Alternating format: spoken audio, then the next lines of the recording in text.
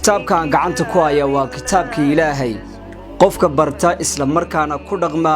waxa uu Ilaahay u ballan qaaday inuu siinayo hanuun iyo naxariis dhammaystiran hadiiba aanad ka mid ahayn dadka bartay Quraanka Kariimka ama dadkii intay barteen isla markaana ka tagay fursad ayaad haysataa maanta aad ku baran karayso barashada Quraanka Kariimka mobilkaaga gacanta ayaad ka baran karaysaa adigoo ka baran karaya dugsiga habka online-ka ku shaqeeya ee markas NUURUL IIMAAN QURAAN online dugsigan ayaa lagu talagalay dadka qurbaha ku nool iyo qof kasto chance u waayay fursadu quraanka uu ku barto inuu si fudud ku barto Quraanka Kariimka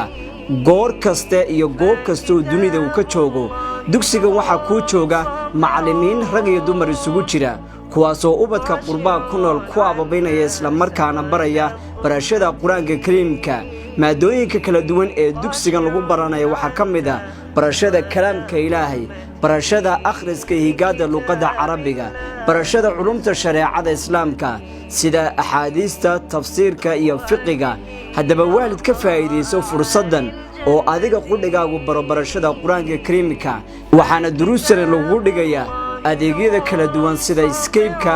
WhatsApp-ka Zoom-ta iyo Telegram